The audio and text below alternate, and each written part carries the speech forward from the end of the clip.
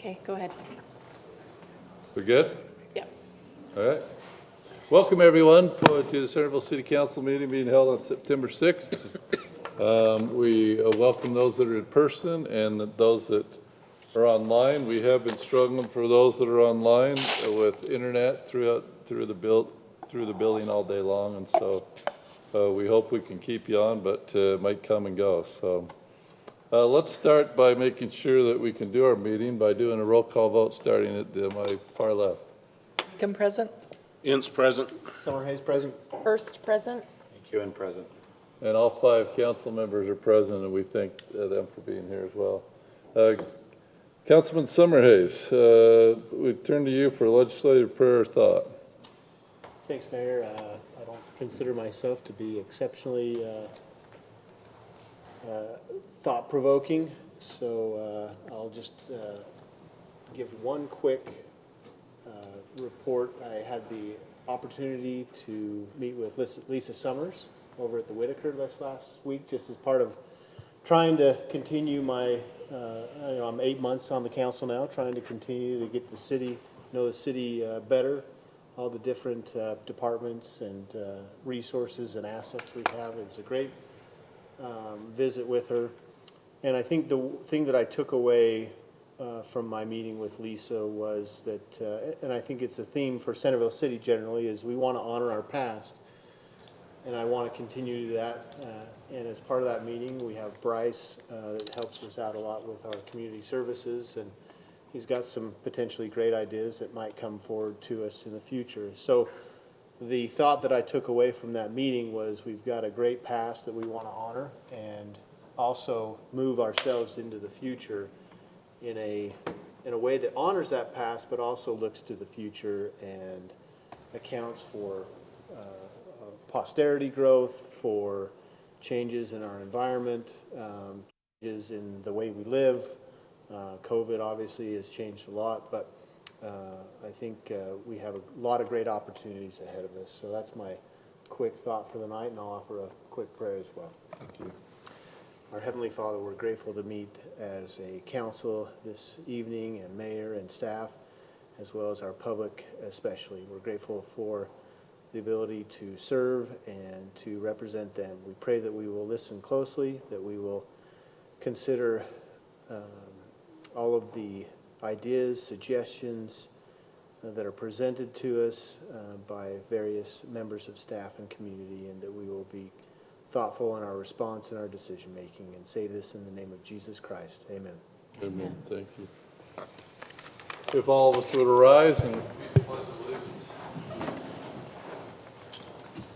I pledge allegiance to the flag of the United States of America and to the republic for which it stands, one nation under God, indivisible, with liberty and justice for all.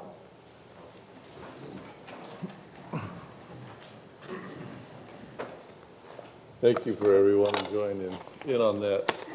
The next item on our agenda, this is the open session. This is an opportunity for members of the public to come to the microphone and address what might be on your mind.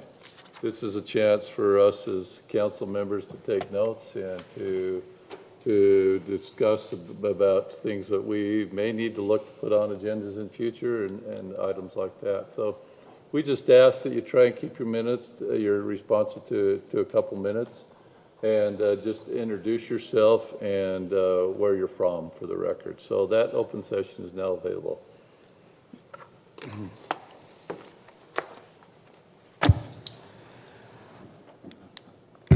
This does work.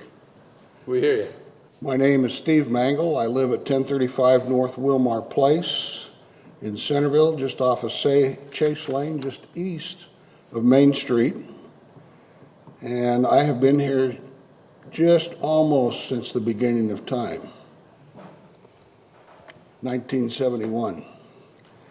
And my proposal tonight is the fact that there is an intersection where 4th East intersects Chase Lane, and there have been multiple times where people have slid through, run through, and caused enormous amount of property damage.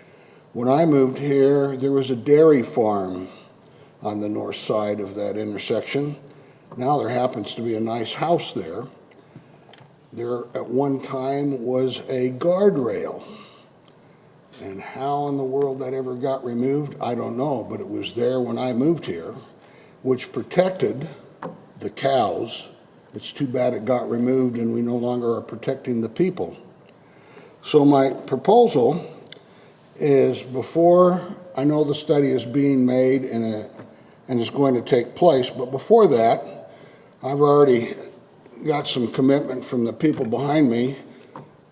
I can just go down and get the forklift out of the compound at Public Works and drive cement barriers up the street and put them out there on a permanent or temporary basis, and it will protect the property and protect the people whose property has been damaged.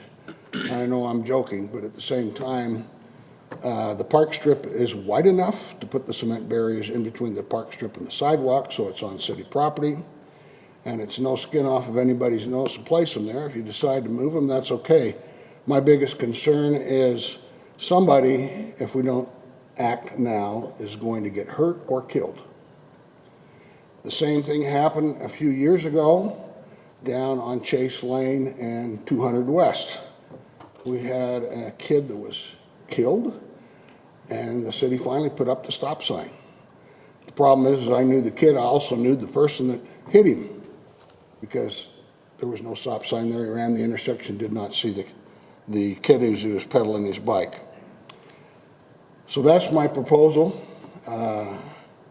My fear is somebody is going to get seriously hurt, besides all the property damage that has already been done. And the sad part about that is if the person that's going through the property has insurance, that's one thing. If they don't, then the property owner is multiple times trying to get that damage fixed.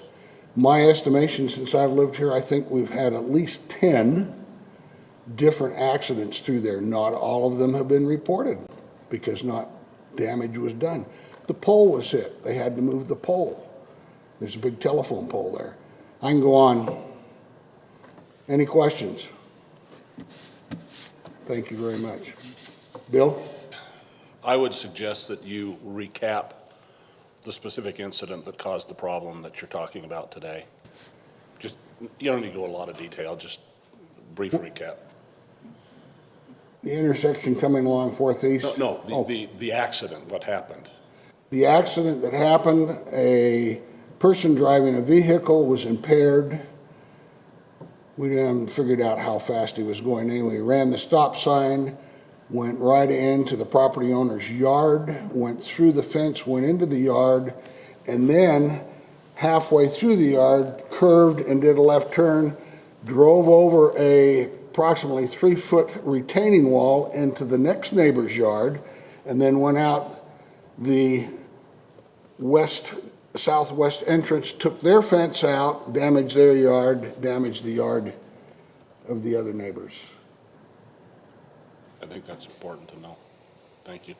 They finally caught him up at Cherry Hill. The police officers did.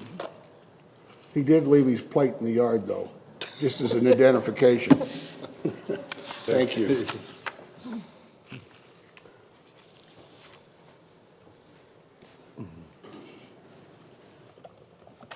Hello, my name's Julianne Zollinger. I am one of those property owners.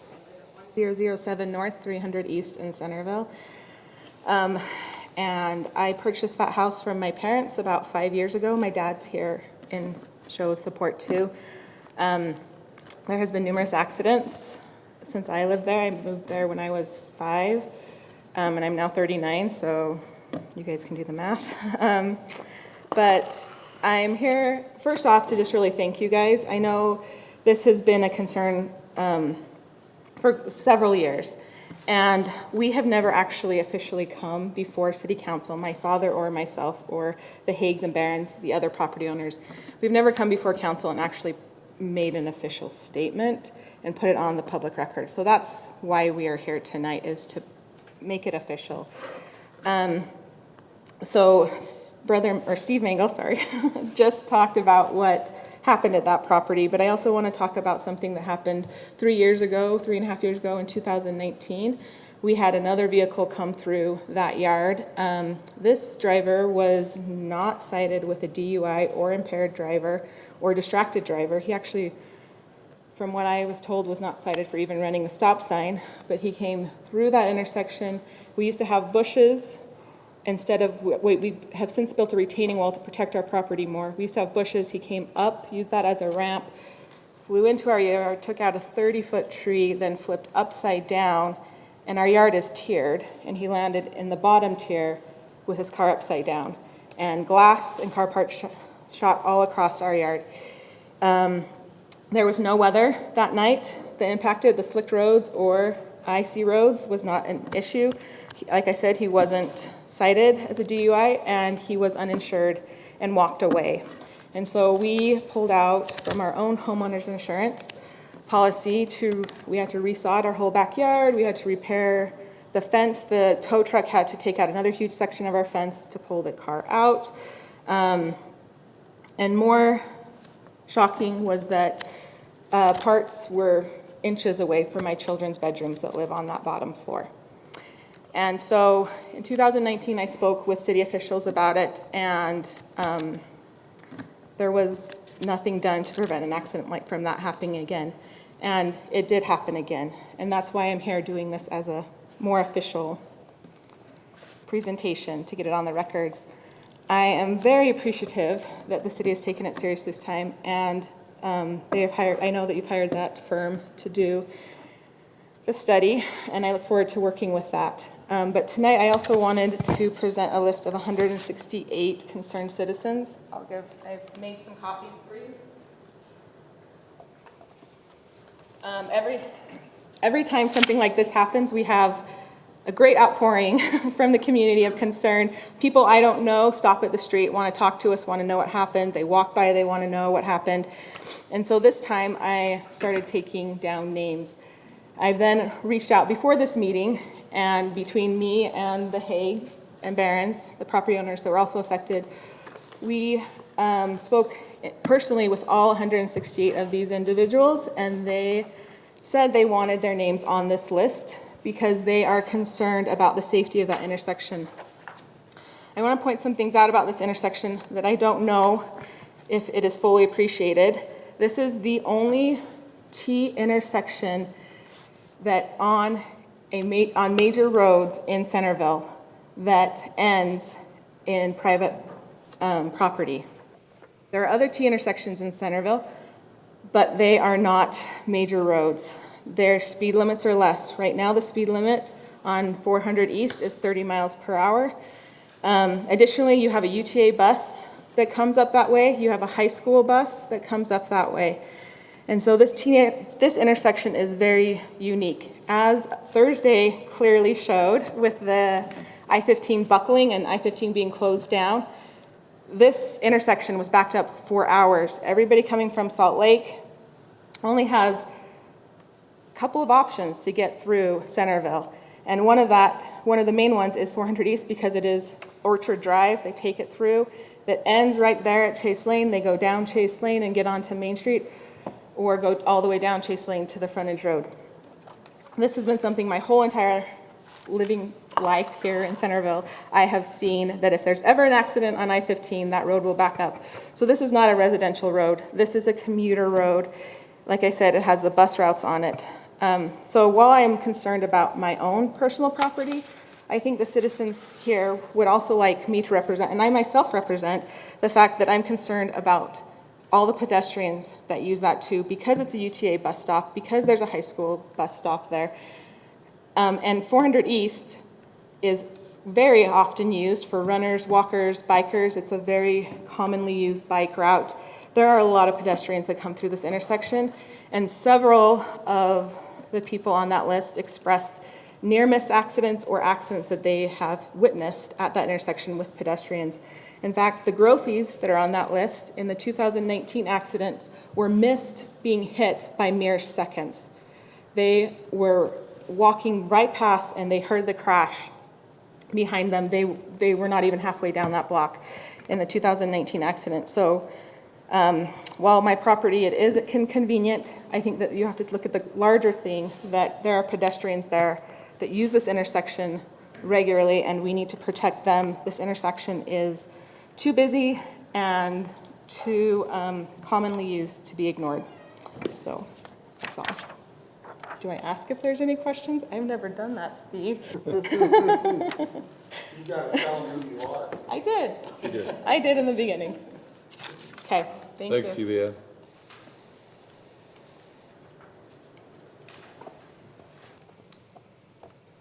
Hello, I am Todd Haig. I live at 1012 North 250 East, adjacent to the Zollingers. And I don't want to really echo the things that Steve has said and that Julianne have said, but just more kind of my impression of life since that accident a couple weeks ago.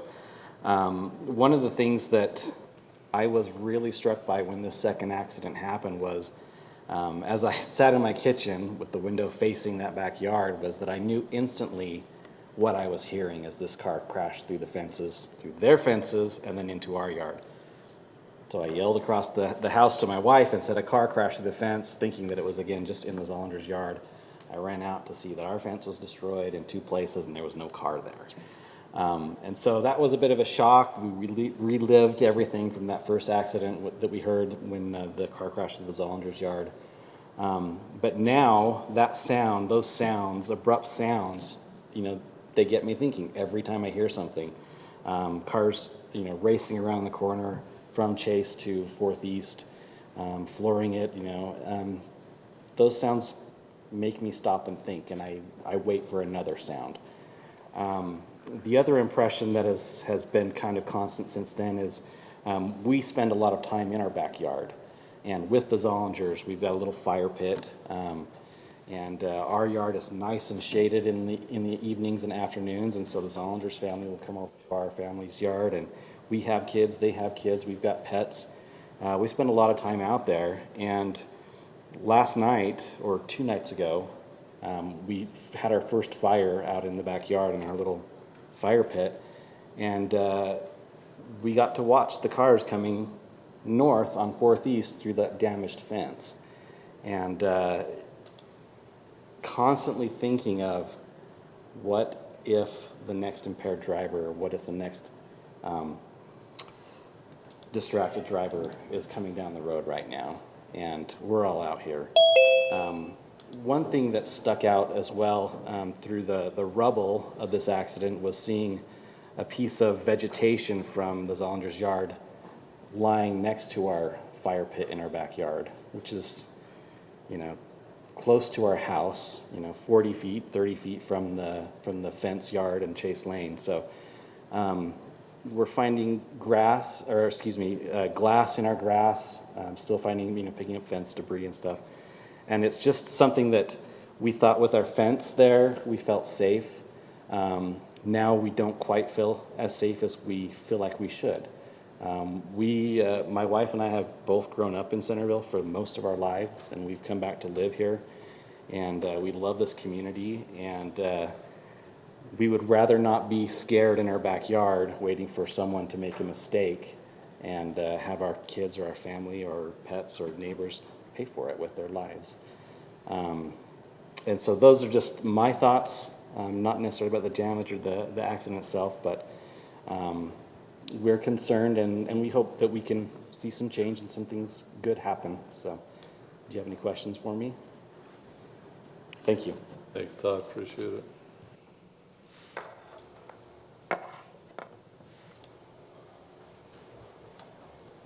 My name is Mike Taylor. I live at 812 North 400 West currently, but I'm the former owner of the Zollingers house. And prior to them moving in, I can think of about 5 similar events. Now, many of them happened on slick roads. And I think they've re-engineered at least 4th East to try and alleviate the water sheeting across the road in the winter. What's currently happened doesn't necessarily seem to be weather-related, but more speed-related. However, we did have one that I think was a combination. There was one. It was a little bit of cool weather, but a van came through Fortheast, actually kissed our house, which is up about, I'm guessing 6 to 7 feet above the road. There's probably still a mark there. Didn't hit it really hard, enough to leave a mark on it. And I approached, I didn't come before the council, but I approached I guess it would be the road director. His name was Williams, Fred Williams, I believe it was at the time. He actually gave me his number to call as I kept an eye on that street. And within a few minutes, they would try and get vehicles up there to clear the road. We tried to figure out a way to get some barrier in the park strip at that point, but there was, what I was told anyway, was the legal counsel told them that there was some liability that the city didn't want to incur by doing that on that, putting that in there. That seems a little bit of a knee jerk to me at the time. And this has been many years ago, okay? Been at least 15 years ago. Because there is some liability that the city's taking on as the homeowner at the same time. So I'd like to see something done too. Like I said, I've had 5 of them. Once I got a BOGO. I had one car didn't want to hit the other car that had already been through the fence. So they steered and hit the Barron's fence. It's a problematic area. But I'd like to address another related topic. I live on 4th West now. About a week ago, there was a speed sign put up right in front of the church, the Pioneer Gardens Church there. And it would tell people what they're going. Now, there's a sign just past Colonial Lumber. It says the speed limit is 25. I know the trees have been trimmed back. They used to hide that. The next one is just beyond Chase Lane that indicates the speed. It helped when that sign was up there, when the people knew how fast they were going. But an observation I made, and I made a point to do this, because I followed these cars. I'm going 25 miles an hour and cars are accelerating away from me. And I watched cars go 35 miles an hour right past that sign. It seems that they feel like going 10 miles an hour over the speed limit is acceptable. I go 25 miles an hour in a residential area. I can't say I stay at the speed limit when I'm on the freeway. Okay? I don't know how many do. But it seems like the enforcement of speed limits in residential streets ought to be a little more stringent, a little more tightly enforced. That would be my recommendation, because I just see these cars. I had a car go by me the other day. I couldn't even have thrown a rock and hit the doggone car. He's going at least 50, would be my guess, just accelerating away. And I watch them follow me as they come off of Parrish Lane. I'm going 25 miles an hour, and cars catch me between Parrish Lane and about 800 North. So I'd like to see a little more strict enforcement of the speed limits in these residential areas. That would be my recommendation. It seems to me that, 10% over the speed limit, that would put that at somewhere between 25 and 30. Anything over that ought to be just, a ticketable offense. And I've been a recipient of tickets when I lived on where the Zollingers lived, coming down Chase Lane. That's a hard one to keep your speed limit when you're coming down that steep a hill. But I think we just need to be a little more stricter with some of these enforcement in residential roads. And that road does not look like a residential road. I've seen people, it looks like they thought they were on Main Street and they're just flying down this road. So that's my recommendation. Any questions for me? I've called a couple of times to ask for enforcement to come along there, and periodically they'll do that, but I understand that there's limited resources within the community, and they do a pretty decent job, but I'd like to see a little more strict enforcement. Thank you. Thank you, Mike. Anyone else in the open session on this topic or any other topic?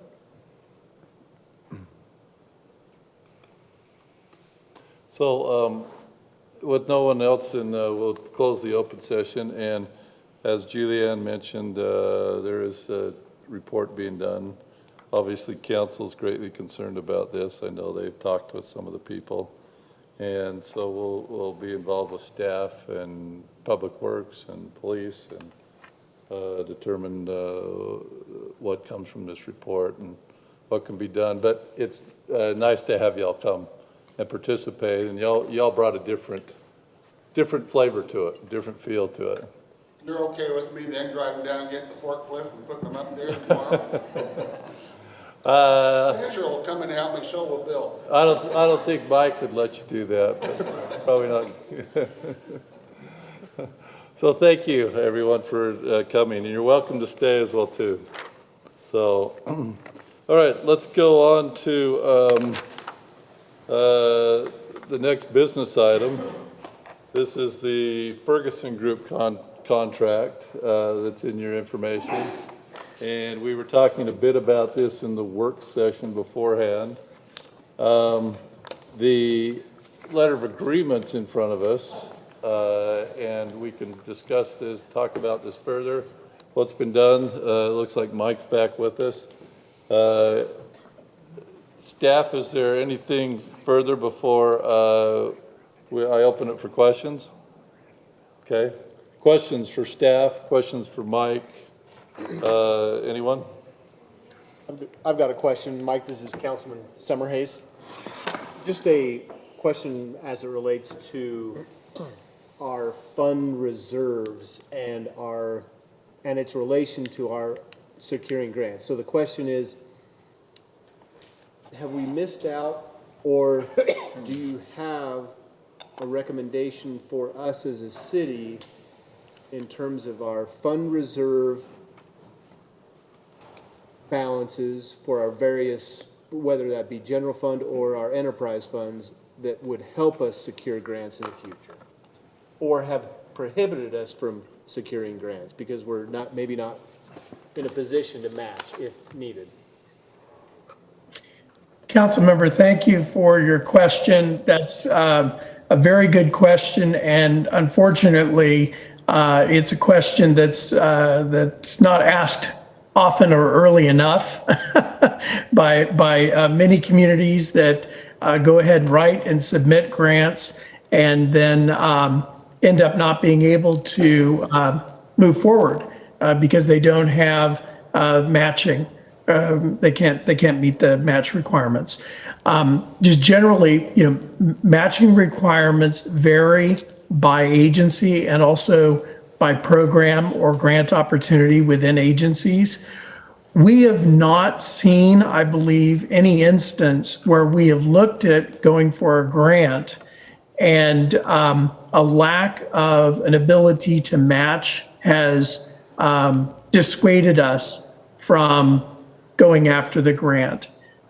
It is, I might, be missing one or two that, ideas that we've talked about for potential grants where there wasn't funding available. But those that we have considered seriously, I believe that we have not discounted or not gone for it because the city would not be able to come up with a matching requirement. Staff might be able to provide, more background on that. That is something we can take a look at. I do not know, what the city has set aside, by department or generally for matching. But one other point is that, if we're talking about a rate paying account, then, those typically are easier to hit the match than if we're talking about a, general fund item. But I don't recall us saying, no, we're not going to go for that because we don't have it. It's really been an issue, I think, in the past of priority or us not being able to, line up well against the selection criteria in the grants. Thank I just ask that staff and you work closely, whether that's on a monthly or a quarterly basis, to make sure that there's at least a thumb in the air check test in terms of our balances, to make sure we're not potentially missing opportunities. But thank you. Thank you, council member. And that is, I'll tell you, your staff has been very good about always asking, what's the federal match? That's like or the non-federal match. That is the first question that often comes up when we look at it. And Councilmember Summeray's, just to repeat what was shared 2 years ago, was one thing where cities get in trouble is if we chase the grant money and create the project around that grant, where that's never been our focus. We already have the projects laid out and we're just trying to find the funding. So sometimes cities will get in trouble because now you're trying to find match and then you're reprioritizing because you found some grant money. That's really not effective in how we proceed. We're trying to identify grants that match our Correct. objectives. We're not and creating a priorities. project around the money, we're finding the money around the existing project.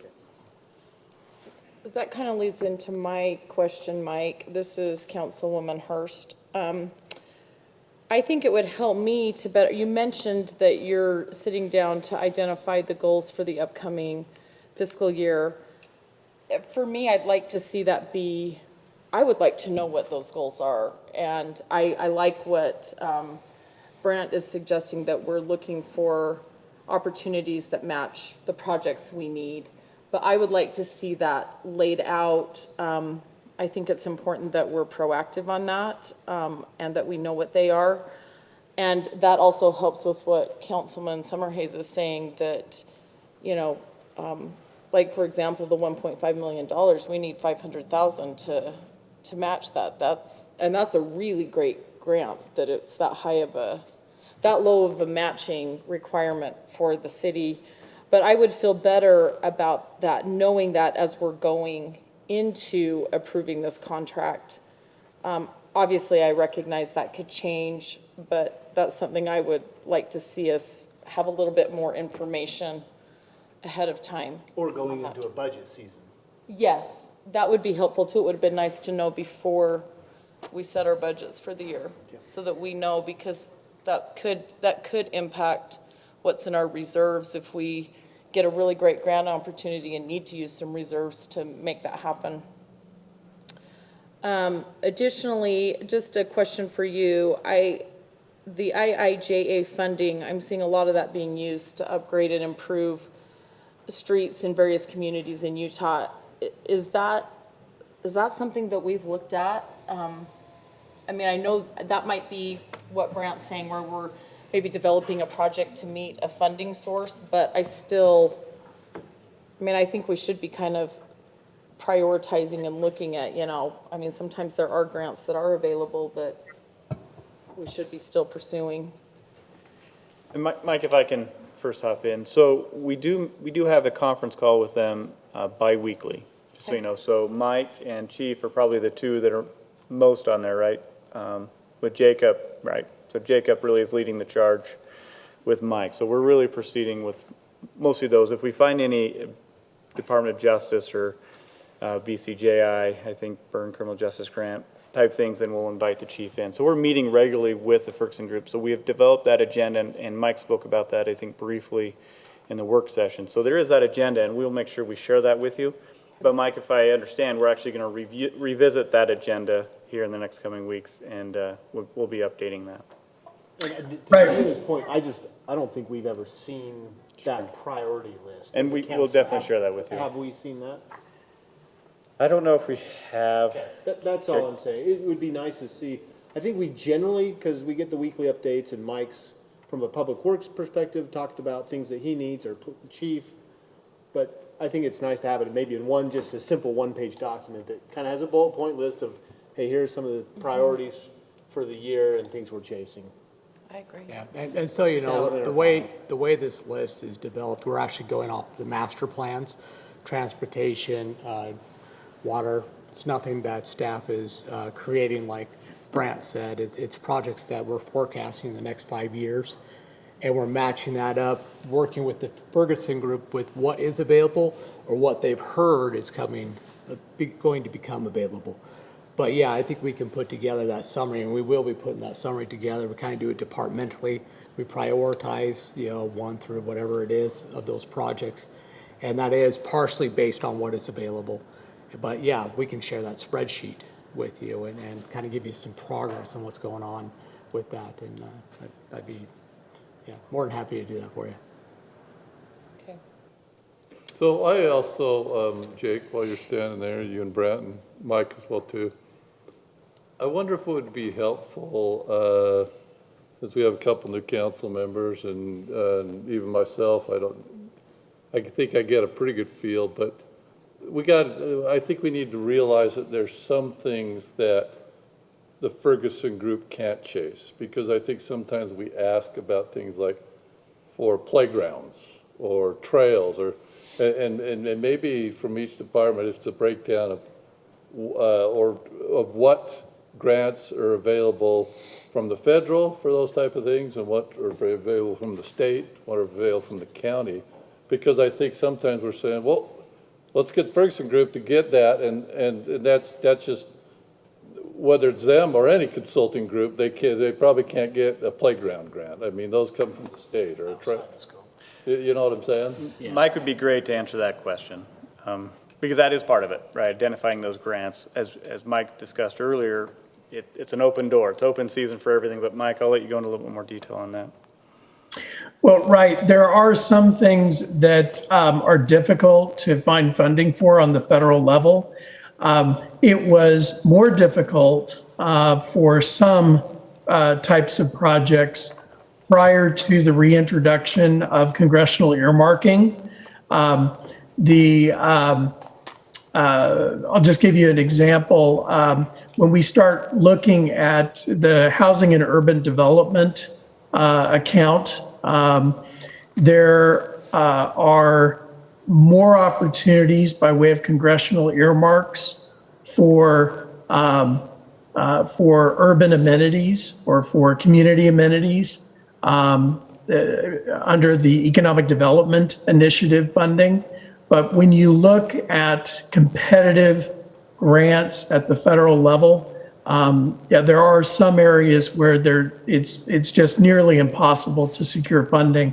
Our efforts have really focused on projects, infrastructure projects that are in your capital improvement plan, that are water projects, drought resiliency projects. We've looked at highway. We have looked at the economic development projects, but by and large, we're looking at construction type projects.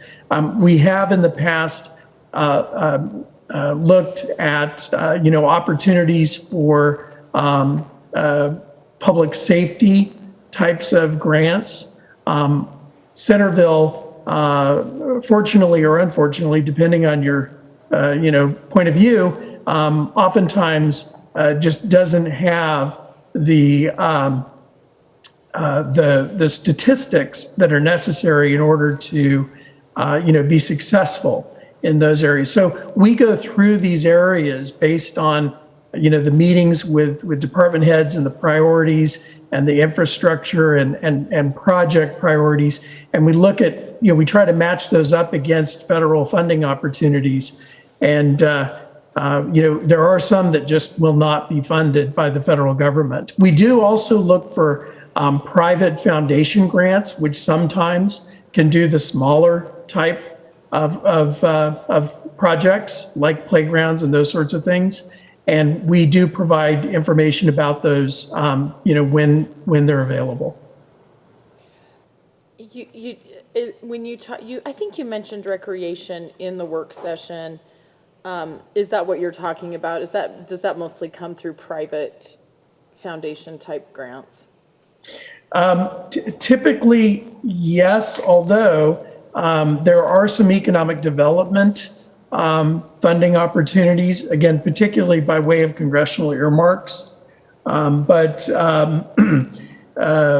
when you are talking about recreation, but you're talking about things like pedestrian and bike trails, we can look at transportation opportunities, not only congressional earmarks, but also there's grant funding, competitive grant funding available for those types of programs or projects as well.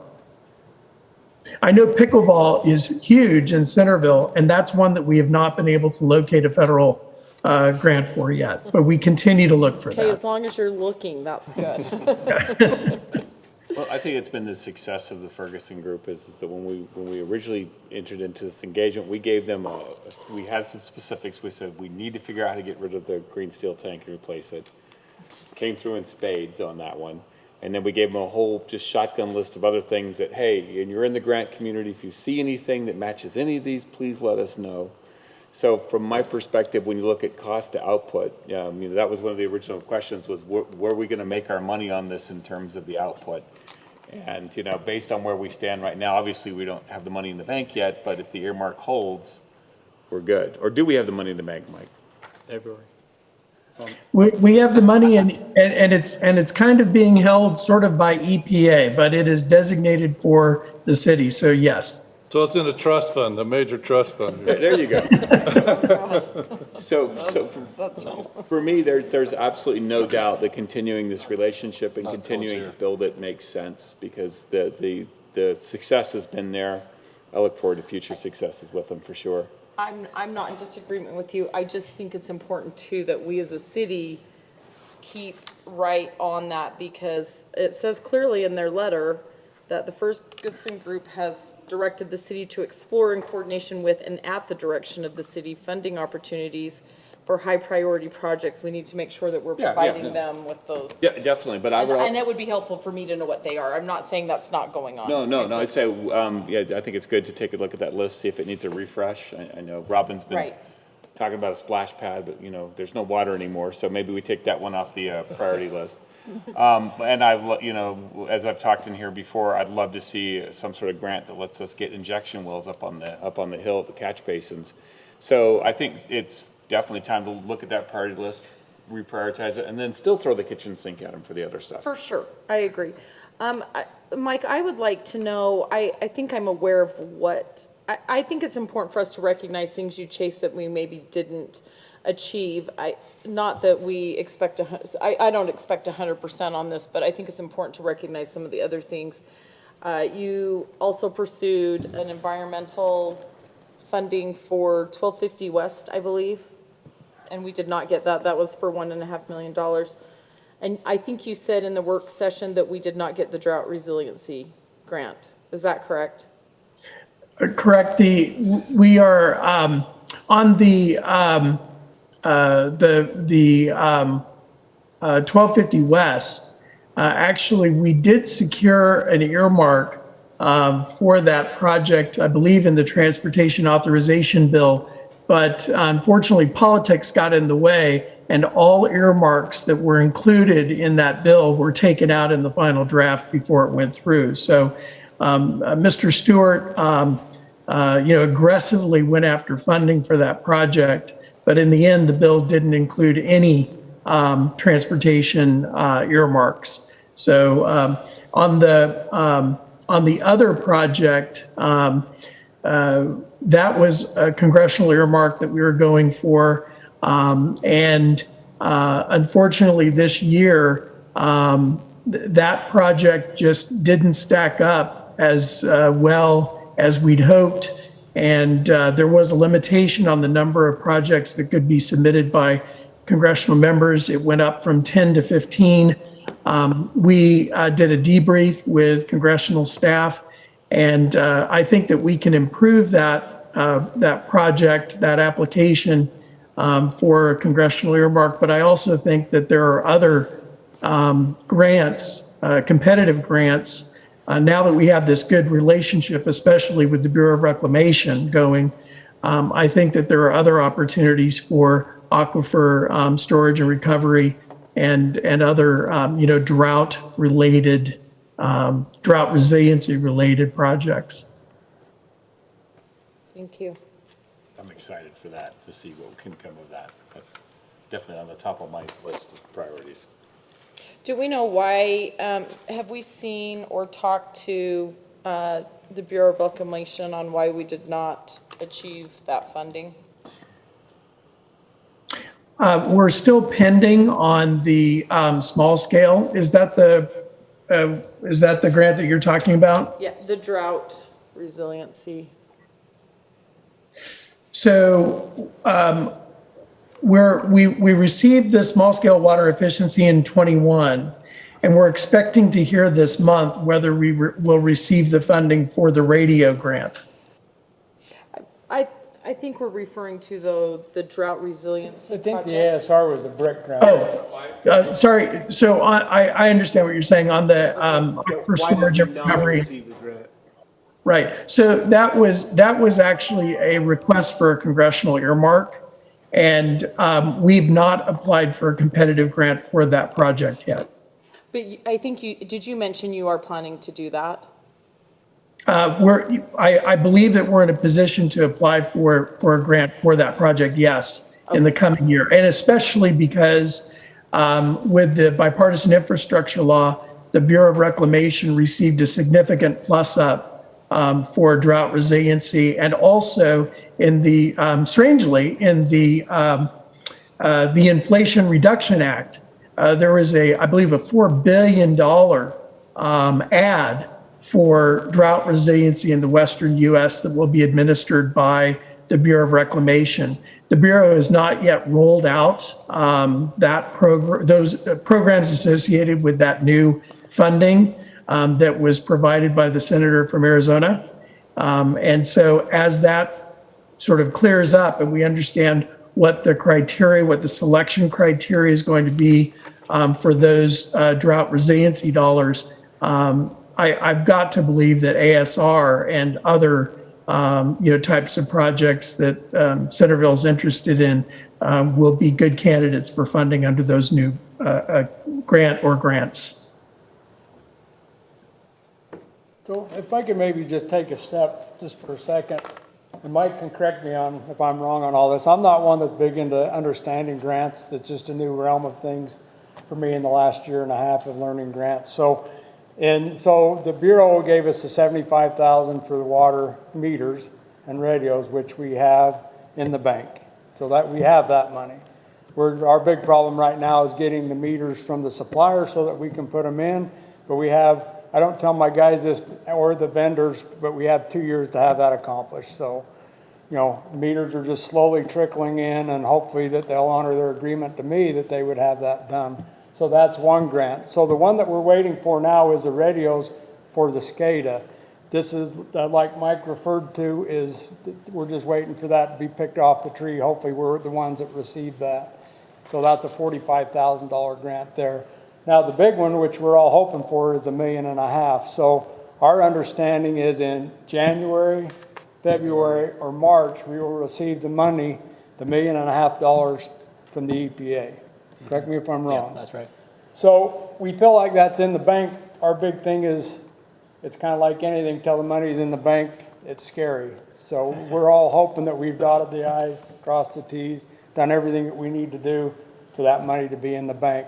So on our end on that, to me that was, and excuse me for being the way that I bring this across, but as Mike and his staff was talking about it, they stimulate ideas for us. The one idea that for the reservoir they stimulated to me was, what kind of infrastructure do you have? Well, we just got out of the green steel tank, and I had a couple pictures of my pocket knife, which I don't have with me right now, but it had it sitting there next to a hole in the tank. And so I had shared the screen with that, and everybody jumped on board. Yeah, this is something that we can go after. So I think Mike relies a lot of time on us coming up with ideas, and then they find the funding or they look to see the funding. So, I think it's kind of a unique process for me because we've never really looked for grants before.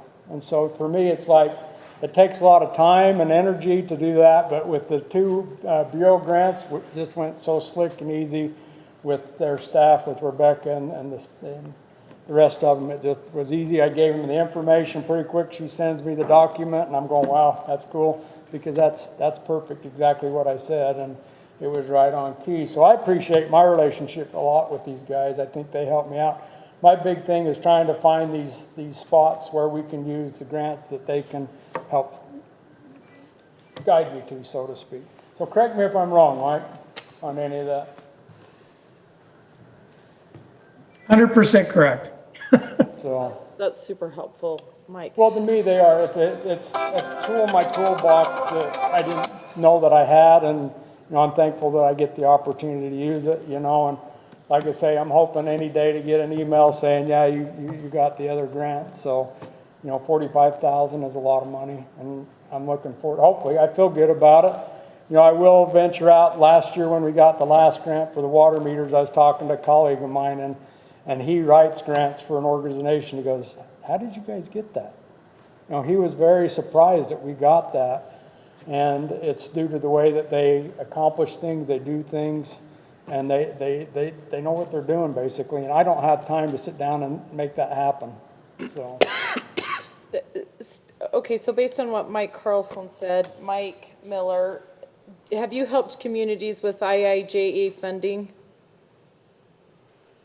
Yes, there's competitive grants, and then there are also, there's formula funding that's come down through the IIJA. We tend to refer to it as the BIL, or bipartisan infrastructure law, but either is correct.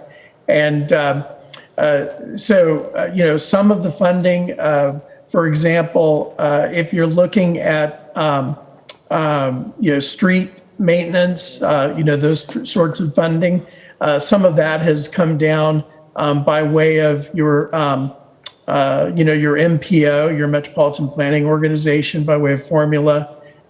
Some has come, through state departments of transportation. But yes, we've gone for BIL grants. In fact, we're working on grants regularly related to the IIJA.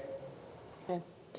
And one other thing, we had a fire on our mountainside earlier in the summer. I would like us to maybe consider just at least investigating NRCS-PL 566 funding. Yeah, absolutely. And,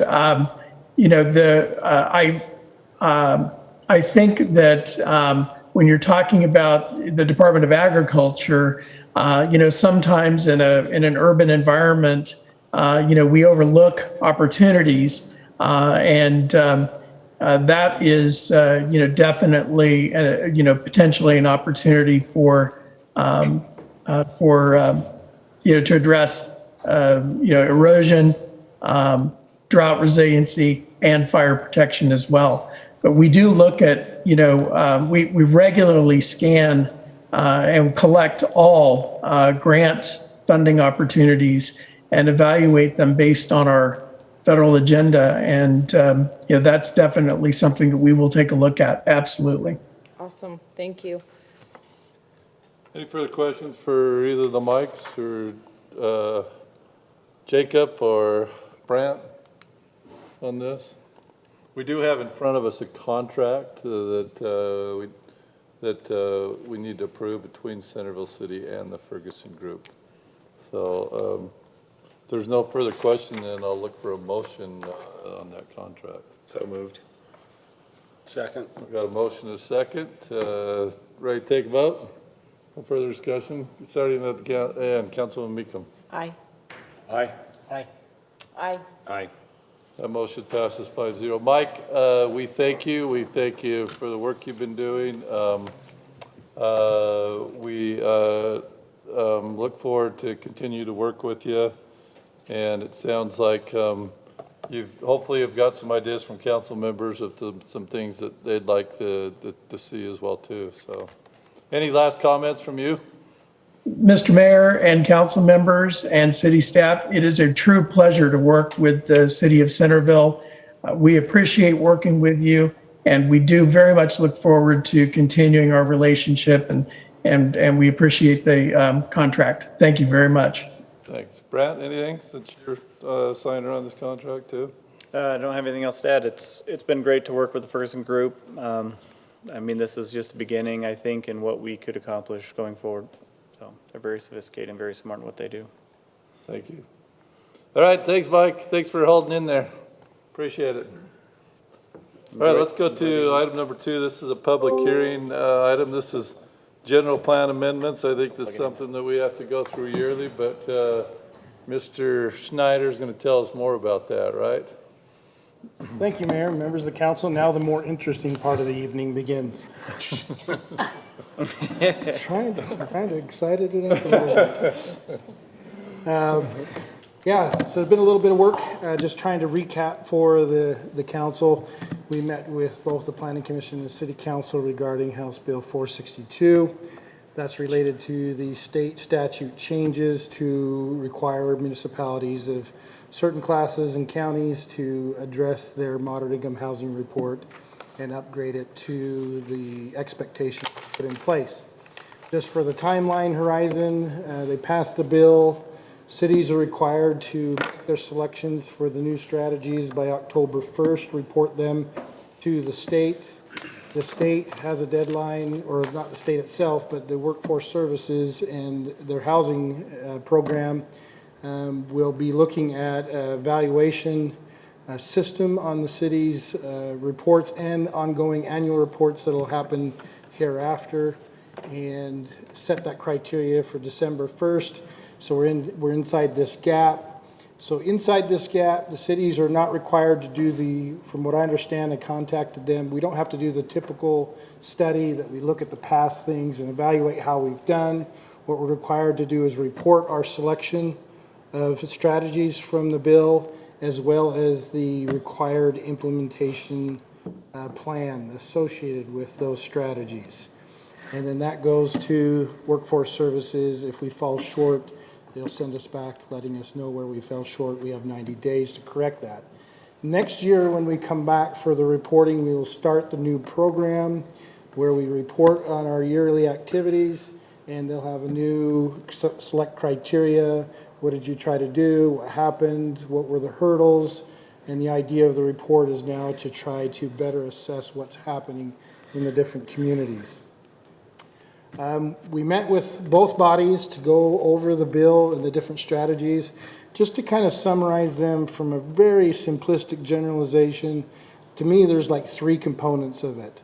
One is the traditional, what we've seen in the past, try to provide incentives to developers, try to zone higher densities, so it'll maybe help attract enough density to make them affordable. The second one that we're not part of, because we don't have the infrastructure in place in Centerville, is that's the transit stations. So section that if you have a transit station within your community, you have to plan within a half mile of that transit station for support of that station. Good or bad, we lucked out, don't have that component to deal with. There's a lot of controversy on that definition, but it came clear to us we don't have to do that. The third one is kind of the direction that the commission, not kind of, that is the direction that the Planning Commission went, is maybe there are better ways than just zoning for dollars, zoning for density, I nickname it. Maybe there's a better way to look at different entities, joint groups and joint coordinated efforts. And so the example that I quoted to the Planning Commission in the discussion we attended in our land use conference last year up in Park City, they talked about Park City has a lot of service sector-based employment, but not very many people are living there. And they're finding not only from Salt Lake for the employees coming, Wasatch County is the one that also bears a lot of burden of those who are employed in those service sector jobs. And so Summit County and Wasatch Front got together. There's now a nonprofit organization. They do kind of the first part, some developer incentives, more as requirements than incentives. You have to build a hotel. This is your factor on how many employees it takes, and this is your factor that's your fair share of housing. You either provide that housing as part of your project or in the county, or you pay into a fund that goes to this nonprofit group, and this nonprofit group manages now over 600 housing units. Is that going to solve all the workforce problem in Summit County? No, but it is a coordinated effort between the two counties to make that happen. That's essentially what you're seeing, the new criteria coming out and why the Planning Commission selected that. They're not, and they're convinced in their mind that, it's not an exact quote, but giving the incentive to the developer is not transitioning down to the buyer and the renter. And so they were uncomfortable with the zoning for dollars kind of point of view for moderate income housing. We don't have the TOD issue, and so they began to pare down and had a lot of debate about, to what extent should the strategies be. And some of them were like, just to select a few strategies. Some were, well, we could broaden that a little bit more.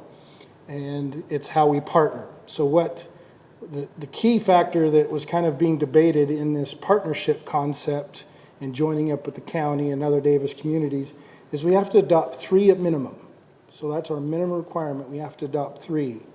We have to adopt 5 if we want preferential treatment for TIF funding. So there's 2 sets of TIF funding. This is often where we couple with the bike lanes and so forth on our transportation projects, the pedestrian pathways. And just to get it right, it's not saying because you've adopted 3 and didn't adopt 5, you'll be rejected on TIF funding. It's saying we're going to look at your area, and if your area is competing in those needs for TIF, and one community has the merits, somewhat equal merit to your community, the community with the 5 will get the preferential treatment. And so there was support from at least the majority of the Planning Commission to select 5. You see a little bit more than 5 because you see subheadings under Strategy 5, which is really broad. Work with this entity for HUD housing, work with this entity for housing and workforce services program. And so there's some subcategories under number 5 in there. But I think that was the message of the Planning Commission is they wanted to go this direction. Some more aggressively than others. Some feel like this is an opportunity to move out and lead in the South Davis area with the county and other cities. The hard part that's sitting on their end is we have no idea what the other cities are doing right now. We don't know their selection strategies. We'll get that when everybody submits that, and we'll understand what the different communities are doing and how that might work out. But I still think it's important that we think about it more on the county level and more on the regional level from my perspective. The time I've been here, every time we put in density, they'll max it to the density you have, and they're still being sold far above what would be considered 80% of median income. So I don't think it's our location.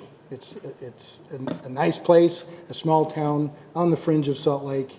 Things are pricey to live here to get to. So I think the Planning Commission was making a good strategic choice in heading that direction. How successful will we be? I think that's really up in the air right now.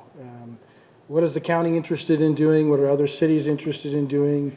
When we talk about these entities in the sub-strategies, entities could be a developer is applying for HUD housing, but then that's a program that's very competitive, like you're talking about. And if you have just a 20-unit complex going in, that's going to be difficult to compete on the national level when somebody's putting in several hundred units or more, 1,000 units or more.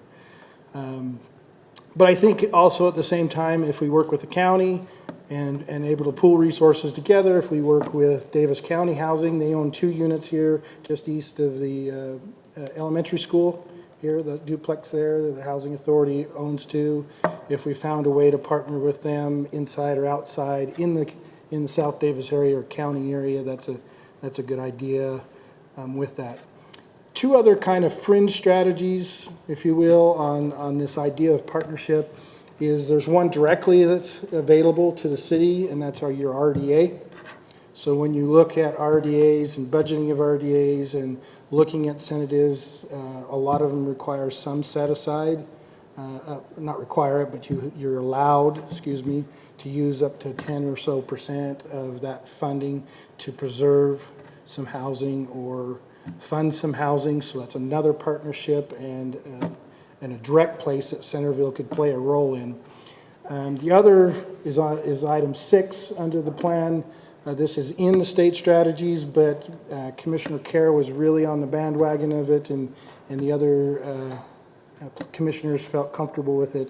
There's a mortgage assistance program for both county and municipality, and look at that as an opportunity inside the city limits, which gives us a little bit more control in our own destiny with that strategy if we find it feasible within within our community to do that. So that kind of leads me to the second half of the setting of the strategies is your implementation plan. It's really undefined about, just as you have to come up with this implementation plan and how you're going to try to achieve it. So where I balanced in creating it with the Planning Commission is, it's interesting where we're going with the general plan. The general plan is a guidance document. Cities often adopt them by resolution, which is not a mandatory situation. Centerville, at least in our zoning ordinance, requires a look back to the general plan. So we do have a mandatory look at the general plan to guide our decision making. So it is more of an ordinance-based kind of element to it. But the moderate income housing plan is going down the level from that visionary statement to starting approaching to a strategic plan. We're not quite to a strategic plan, but we're coming closer and closer. And I think you're going to see our requirement for our water conservation, and it's required in the next, I think 2025, we have to have that adopted. It's going to be more of a strategic plan. And so I think you're seeing a shift at the state level from general plans for your own visioning, and they're saying, and while you vision, these are the things on this higher level that you're going to start looking at strategically within your community. Water conservation, your transportation funds are heavy in that, and now the moderate income housing. So I think we're seeing more and more of that level where strategic plans are playing a greater role in some elements of our general plan for visioning. So the way you pick that, I created a very simplified idea is that you have a horizon time frame. So the best horizon time frame is you're supposed to have a 5-year plan. So I arbitrarily picked 5 years, because we don't know what's going to happen at year 6 and year 7, and we'll get to that when we start marching down the road. But these strategies for the next 5 years, what are we going to do, and when do we think we're going to take a look at them? The one that are more localized here, we can shorten up that time frame. The idea is we talked about the term marketplace, what was the other? I don't remember what term we used. Lisa, do you remember the term? Marketplace opportunities, market-driven opportunities. We're in a place where I don't know how it's going to lay out in the 5 years. So the broader category is going to be, we could partner something tomorrow, and it may take 5 years to get the county involved or the housing authority involved, and maybe we somehow know who we could partner up with and actually pull off a project. So that just kind of has this broad range. Hey, we're going to keep our sights and horizons out there, but we can't predict what's going to happen. That's a good and a bad, because the reporting system is not about you finishing the strategies. Obviously, that's what they want you to do, is try to do something and get something done. But what's nice about the future reporting period is hey, the strategy you picked, how did the marketplace respond? And I think this is going to be real telling in the long future if the Workforce Services has a good rating and audit program, which I'm assuming that they'll put together. Is that, my betting hat as a planner is you're going to discover that you have a lot of small communities that don't have a large set of resources. And so the idea of the public sector being able to seed and fund this is not going to be as quick, is not going to be as fast, and maybe not even into the market as well. And I hope in that 5 years, if I'm by chance right, that comes up to play that says, hey, the way we're looking at modern income housing, because it's really still driven from the concept back in 2002, cities are getting in the way. And we need the cities to stop doing 1-acre lots and 5-acre lots and using their land use ordinance to take out that type of housing in their community. And cities were bad. And I think the cities paid the penalty for being bad that way. I shouldn't bring up Bluffdale, but Bluffdale is a good example of 20 years ago doing that. So cities have been bad. But I think, what we've experienced from 2007 and 8 to the COVID years, to the housing, I just wish I had the vision. 20-something% in housing, I would have bought all of the lots in Sheffield Downs and just blown myself to, oblivion to see if I could sell them a whole lot. So we saw real estate, you get the regular return of 10%, that's great. You get 27%, it's like, wow. Forget the stock market, just start buying lots. But will we see that tomorrow? Will we see that in 5 years from now? Probably not, but now we are priced at a level that it's really not cities being in the way. It's the whole system in itself is the problem. And I think that's what I'm hopeful post-retirement, just having fun, is to see that there is a shift, that the cities are not the only bad player in all of this. It truly is something that maybe is a metropolitan planning, Wasatch Front Regional Council starts taking on that. Maybe there is a way to look at it at a regional basis and not rely, I lived near Fielding, Utah in my younger years, 420 people. The fire department was collecting their own funds and putting it in their own account. The city council had no idea that that was happening in their funds. 420 people, you're just begging people to run for elective office. And they're like, I know everybody in town. I don't want to get everybody that mad at me. And so small cities, now they're not a class that has to do that, but it's still difficult for small cities to do it. So I think it was the right tactic of the Planning Commission to go this direction. I don't have confidence that in the next 5 years that we have some raw moment that, hurrah, we just accomplished our goal. But if we partnered with another community or with the county, build a few housing, built with Davis County Housing, that's a concerted effort if it's only 2 units built in 5 years. It doesn't solve the problem. I don't think we'll ever solve the problem from that perspective, but I think at least it's a good shot in the arm to take the law serious enough to accomplish something, but not so serious that we're saddened by feeling this heavy burden that it's all our fault that we don't have moderate income housing. So that was half soapbox and half report of the Planning Commission. So Planning Commission gave you a recommendation for the strategies proposed with the implementation timeline you see. Lisa has your ordinance. We're expecting you to adopt it tonight, only if you're really happy and want to do it. But we operate on your standard procedure. Have your public hearing, get the input, think about it. Maybe at your next meeting, it would be nice to have it adopted because that's your last meeting unless you want a special one before October 1st. But feel free to debate, and Brant says I'm here till 1 a.m. for this fun trip. Well, Corey, this has been moved, wasn't it December 1st, the last couple of years that we did it? The reporting, the annual report was December 1st, you're correct. And this report is moved to October 1st, and now it will be October 1st every year after that. So we're a little earlier. And so I know when we were going through House Bill 462, Brent and I were concerned, and I think all of us were calling the legislatures, and I talked to WFRC.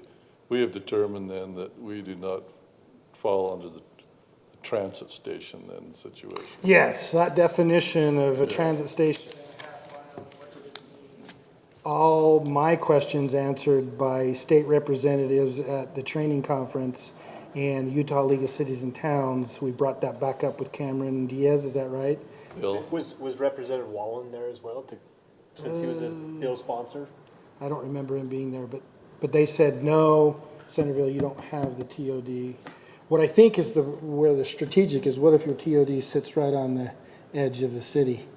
Is it only the city that has the TOD that goes the half mile? But is the TOD really a permanent situation, double tracking, electrification all coming? It sounds like a TOD could pivot pretty quickly if they decided they wanted to change that. Yeah. I don't think that that's a forever gone problem. No, I would agree with you. We don't know where they're going to evolve. Bus stops are not counted. Definition. Yeah, because I'm it's fixed. saying Stays not- the same, but the Not even the infrastructure definition, yeah, the changes- infrastructure change, yeah. changes, which then all of a sudden grabs. Yeah, they Is could that bring your us word? into scope and with legislative fiat in one session. That's not Yeah, hard it to do. says fixed guideway, and then it's attached to your station, and they're saying Centerville, you don't have a fixed guideway. My question, and I'm probably stirring the pot just a teeny little bit, my question that was really being pointed to is that we have a BRT planned along Main Street, not we, that's the regional plan. It's mixed traffic in Centerville, but there's a portion of it towards Salt Lake and North Salt Lake that'll be dedicated lane, and a portion of getting up into Farmington, a dedicated lane. Ours is mixed traffic. Will that be interpreted somehow of Farmington has to do it, Bountiful has to do it, Centerville gets away with it? I don't know. You're gonna have a long career in retirement as a regional planner consultant, because that presents the big problem that any small town is gonna suffer, especially us. I mean, it's just for a while, we say, hey, let's go throw 4,000 units of housing over on the west side and solve the moderate income housing. We got it all through. Our infrastructure costs would be ridiculous relative to the property tax. It would sink the city. Right. So unless there was some sort of regional participation to make that sort of thing possible, I don't know. This is why these plans are always make me smile, because they're very aspirational. I'm glad they want us to think about it, but thinking about something and doing it is two different things. Very different. I can think about running a marathon while eating a Twinkie on the couch. Doesn't mean I'm going to accomplish it. Which means that you have less faith that you're running a marathon. Doesn't it though? The marathon or the Twinkie? Both at the same time. Yeah. More questions for Corey before we go to the public hearing portion? Not right now? Okay, then I will look to, this is a public hearing, I'll look for a motion to go to a public hearing on this. So moved. Second. All in favor? Aye. Okay, so the public hearing is now open regarding the general plan amendments on moderate income housing. Anyone that's in person, just identify yourself, and anybody online, same. Corey, quick question while we're waiting on the clamor of the public. Is there any, I would say, substantial, meaningful conversations going on in the planning community about how the fact that the last couple of years have completely blown up the formulas for what moderate income housing looks like in the state of Utah relative to the inflation, income per earning potential, and housing market itself? I mean, we outstripped those formulas a long time ago. Is anyone saying we really need to retool that into something that's realistic? There's some tension, but I don't think anybody's wrapped their arms around it. Wasatch Front Regional Council takes a more stance of that they have the data and understand we can get there. I think the communities are not quite buying into that we're there and solving this problem. You know, an example is there was a concern early on with the COVID that there might be a future change where you have redistribution of housing to more of the, you know, where price might be more affordable, and I only have to come up to the Salt Lake for, you know, quarterly meetings. And now we're seeing that shift from that discussion, which was happening at Wasatch Front Regional Council, and shift in saying, no, companies are trying to return back to the normal, get back to the office kind of work. And while that's not moderate income housing, I think that's the problem. We're not understanding how this is going to work, because you still have the problem that Salt Lake is building a lot of it along the infrastructure that's based, but they're finding to some degree that it's being luxury apartments. People are still taking their car there, and they're still willing to pay a lot of money to live in Salt Lake, and that's the available housing at $700,000 to $800,000. And I can still park my car, and it's not necessarily transferring to one, affordable housing, and two, the use of the infrastructure that you would think a TOD would encourage. So the answer real quick is I think there's talk and there's a lot of tension, and I don't think anybody really knows where we're going from here with that.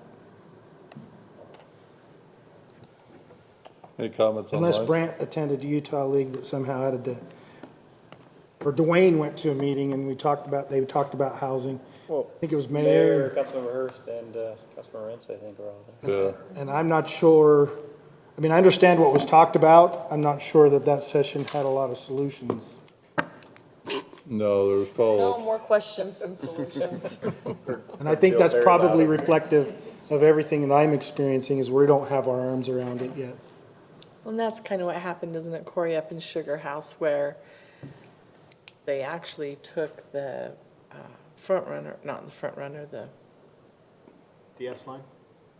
yeah, they took it up through, and they should have had so many rooftops, but they actually agreed, and I can't exactly remember now, but they came to the Transportation Committee and they agreed to make property available, and it would be at a certain density, and in order to be able to get the government grants to put that up there. And then they did that, they got the density, but like Corey said, Yeah, they built They ended up with, $800,000, $900,000 luxury apartments on that. So yes, they put the density in, but they're luxury apartments, and now they've got it going up there, but the people aren't riding it, they're driving their big Yeah, SUVs all over. they are, the department struggled a little bit. The unique thing about the Fourth, Fifth South line is that the report came back and said, once they made the investment into the University of Utah, that line actually really increased traffic. So Fifth and Fourth South's capacity opened up. Even though it's being filled in, that's capacity opened up a lot for that commuter heading to the university. But it didn't necessarily transfer that the TODs were a contributing factor to it. It was the connection to the University of Utah that people were willing to take that line, which opened up the capacity of the street. Except that the latest UTA report is that the S line is the most heavily used. It is. Line now. It is the most heavily used, and that's why they believe it opened up a lot of capacity on Fifth I and don't Fourth disagree South. with the price point. Yeah, the price point's a different the issue. discussion that you're talking about, Robin, but in terms of use. Yeah, ridership went up ridership is dramatically. extremely high. Ridership is, but so's the traffic, line. because they put all of that density in there, and they're not Yeah, that's a necessarily. Sugar House issue. Had it, if not for the S line, it would even be worse. But Right, that's kind of those are two separate. They're related, but they have different functions. Anecdotally, it's saying that TODs don't translate into moderate housing.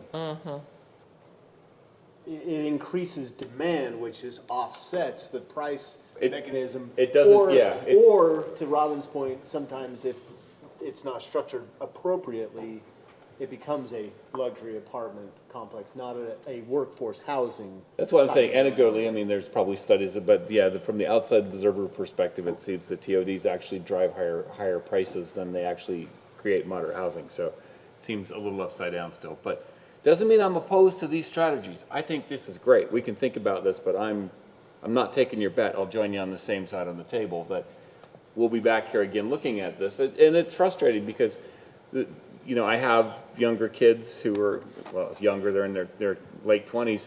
They are locked out of the housing market. And they know they're locked out of the housing market. There's just absolutely nowhere for them to go anywhere in a drivable range, let alone commuter range, that along the Wasatch Front that isn't in any way going to work for them at the salaries you're going to get when you're a couple years out of college or just, you know, brand new minted with a master's degree. You're locked out. That's a problem, but I'm not sure these strategies are gonna solve that for that group that's in there, and they're making, if not the average wage, they're making slightly better, and they're still locked out, and that's tragic. Even on the double income, I mean, you know, personal note, none of my kids have a home. They can't get into a home. And there's some double incomes associated. Some of it, the way their career choice went, a teacher. So I'm glad we are looking into this. I mean, yeah, we can't resolve it, but at least we are trying to improve it. We're not just looking the other way. For the council's thought, and I've mentioned this before, our current density is a disincentive for some of our current apartment and lower priced apartment complexes to redevelop and be nice. I worry about blighted developments because owners will choose not to remodel, upgrade, or redevelop because they'll be penalized and not be able to even put in the same number of units. So that's just food for thought for the council, is that there is a disincentive actually right now for existing developments that are 20, 30, 40 years old to redevelop.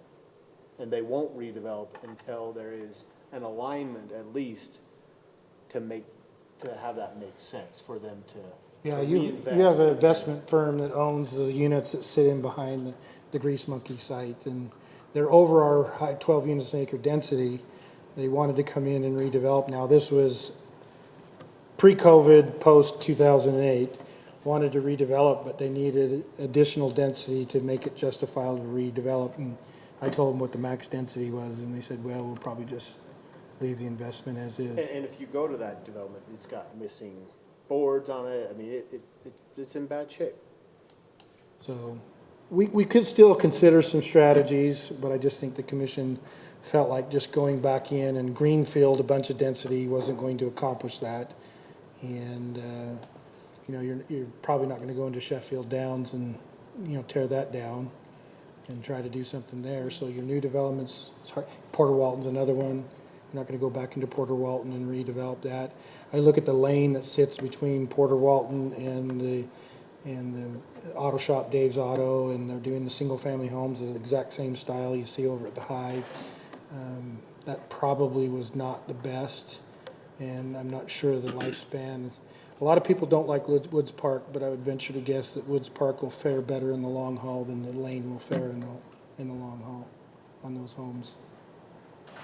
And so that's a great point about the density blight. That's an argument I haven't heard before, and it's interesting to think about that. I'm not opposed to looking at reasonable densities. My concern going forward really is, like I was saying, if we do a TOD, even plan a TOD to see if we can attract a stop, for example, I'm just really concerned about what we've seen in the apartment density on the west side, crimes of opportunity, what that's done to our crime statistics. In my head, and all of our police have left, so I can't see a nod one way or another. But, you know, if we start driving a lot of west side density, which seems reasonable as an approach for future planning, I'm looking at our infrastructure costs going up faster than we can afford them, because that property without like a hotel or a restaurant or something else to generate some sales tax over there, maybe there's some mixed use. I'm just really concerned that now I need more officers to keep those people safe. And we're not really getting more out of it from a city standpoint. We're actually going backwards on our city services. So I don't know where those two levers line up. I wish I had a crystal ball that could tell me where those levers line up, but that's my concern on the density question is how do we accommodate potentially, I'm going to just go on record and say I don't think anything we would do in our city at the densities that would be allowed would necessarily do anything for moderate or low income housing. But even increasing the density, I'm not sure that it's going to get us to a position where we can afford bigger infrastructure spends. I feel really strapped by that. I just don't know how to get around that. The Gardner Policy Institute did a pretty good study on that about 12 months ago. Mayor, you're still in your public hearing. Will you send that to us, Spencer? So we're in a public hearing. We're in a public hearing, So you could come up. Yeah. My name is Natalie Bowen. I'm a constituent. I live at 1400 North, and I've actually spoken with Councilwoman Hurst and Councilman Summer Hayes. I would deeply encourage you to look into increasing density because, as Councilman Summer Hayes mentioned, the Kempsey Gardner Policy Institute released a report about how that isn't the sole best policy, but it is a gateway policy that will open up to housing affordability. And that is an excellent study that I would encourage you to read. It also debunks a lot of myths about density attracting crime, density decreasing property value. What density does is help us be able to institute other policies that will help with housing affordability so that professionals like myself who are just entering the workforce and my peers will be able to afford to continue to live here in the community that we've grown up in. If we don't address this problem, and I really appreciate all the work that all of you have done to address it, and I know it's a very difficult and complex problem, all that's going to happen is we will be priced out of our homes. People like myself will not be able to enter the housing community. And the people who are already here, who have been here and established, like the good people that spoke earlier this evening, will also be priced out. And we're so worried about our community changing by introducing density into our community. I can guarantee it's going to change a lot faster if people get priced out by cash buyers that we're all worried about. So that's something that I would encourage you to look into, and I would encourage you to look into the Kempsey Gardner report that was mentioned. Thank you. Thank you. Is there any others online? I don't see anybody else here to comment, so look for a motion to close the public hearing. Move to close the public hearing. Second. All in favor? Aye. Aye. All right, so now we're back to an ordinance in front of us, unless there's any more questions. Do we have a motion on this ordinance, or do Motion to adopt ordinance 2022-18. Second. we have a motion to second? Further discussion? Okay, let's do a vote. Councilman Ince, why don't you start? We'll go to the right. Aye. Aye. Aye. Aye. Aye. That passes 5-0, thank you. All right, let's go to minutes. This is approval of the August 16th City Council and the August 23rd Special City Council minutes. Any changes of those? If not, a motion to approve? Motion to accept the minutes and approve them as recorded. Second. Motion is second. All in favor, aye? Aye. Opposed? All right, let's go to council report tonight is Councilwoman Gina Hurst. Okay. The Parks and Recs Committee has been off and on meeting due to not a quorum being present. So I talked with Bryce a little bit about that today, and we're gonna circle back and meet next week and see if we can get a little better role of the Parks and Rec Committee defined so that we can hopefully get them back to meeting and doing the things that we need them to do. So I don't have anything to report on that one. I do think we had a successful summer of movies and entertainment, and that's thanks to Bryce and his people. And so I think it's gone well, but I, would like to see our committee get back to meeting regularly. So we'll work on that in the coming weeks. Secondly, Jewel Creek Irrigation Company, they recently approached the Board of Water Resources to get some of the ARPA funds for secondary meters. That's going to be required of all secondary systems in the state. They were able to get a $5 million grant, which is amazing. And they also were able to procure just a little over $3 million loan at 1% interest. The payments on that for those of us living on the southern half of Centerville, it'll be about $95 a year. Their biggest issue right now is going to be getting the secondary meters, as Mike mentioned, with drinking water. Will they be raising it another $95? I don't know how they're going to fund it. I'm just giving you the cost to pay back that loan. I don't suspect they've got that far along on that, but I'm just telling you, based on the annual payment over 15 years, it will increase costs for that company about $95 per connection. So it's a fairly sizable loan, and but it was well received. They estimated a savings in water use, and it will, I think, everything that we've heard this summer is those that do have secondary meters have more options to use their water and stretch it a little further in a drought. So I think it's great. The other thing is, you might notice and hear some different things going on as far as when does the system shut down and how much can we water. And watering for Jewel Creek is not going to change. It's still twice a week. And the water will shut down on September 26th. So they extended that just a little bit. So That Dual or Weber? that is Weber too. Weber's once a week watering though. Yeah, Weber has changed there. So if you do hear people asking about that, Jewel Creek is still allowing the twice a week for now. And I don't know if, at one point Weber Basin connections were saying, hey, if you haven't used your allotment, you can use it. So I don't know what that once a week means for the north end of Centerville, but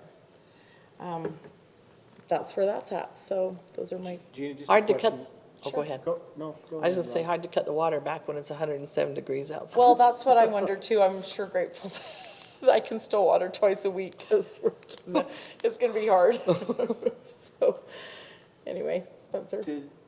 Did Dual Creek ever get back to you on allowing our Trails Committee to help Dual Creek No, and I will reduce follow. erosion? They I just wanted will- to put a good hand in and. I will follow up with him. He was working on a work deadline, and I said, I just need these two things, 30 seconds, and They're just trying to be I helpful. got They're the just trying to be info. helpful. Yeah, I got the info I could, but I was not able to ask that question, so I'll let you know.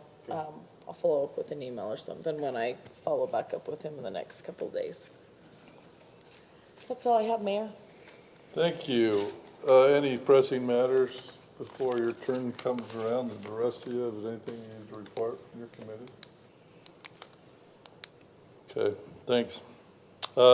Next item is the mayor's report. 2 or 3 things. Number 1, Wasatch Integrated Waste Management.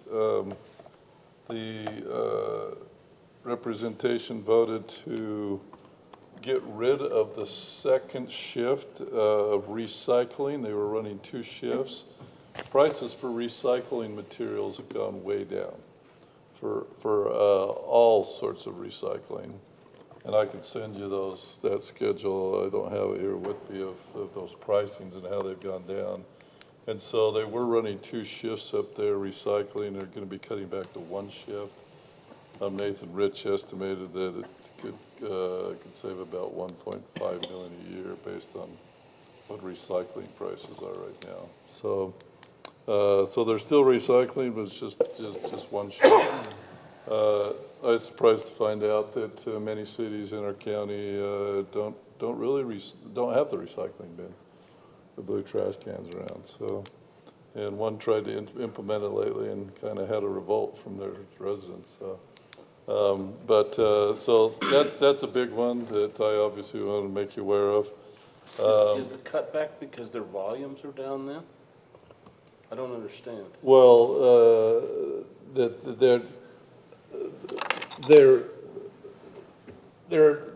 pricing and the demand for the recycled material is so far down. So far down. Okay. Yeah. Uh-huh. Yeah, China basically closed their doors to. Sure, no, And that created a ripple across the whole system. So, yeah, there's just, the whole market's collapsed. Yeah. Waste paperboard, waste plastics, they're basically worthless right now. So So as much as they're trying to. what's happening Go ahead. to the volumes that we're putting out in our cans? That they either recycle it or they take it to the sell the landfill? the landfill, or they sell it off if they can't get it sold off. But I'm just trying to understand. So you've got supply and demand. Okay, the demand has disappeared.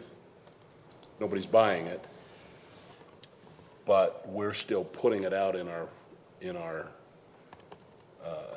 and paying for an extra can and putting it out. They're collecting it. Are they just dumping it?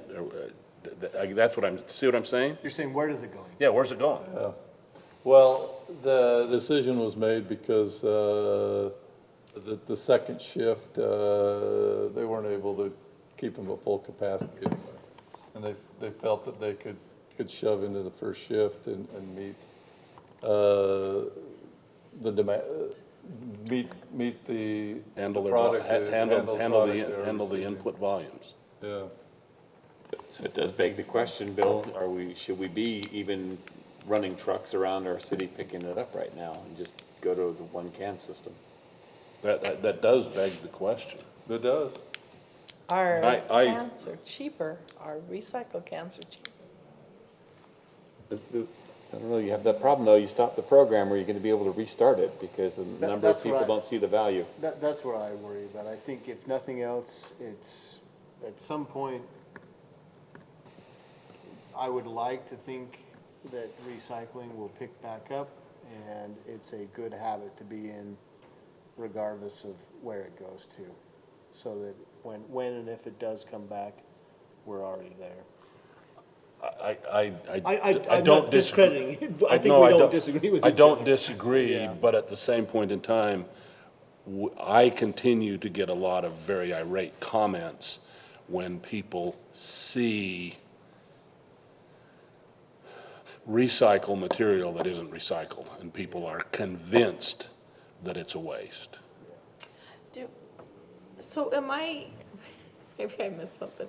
Am I understanding this correctly?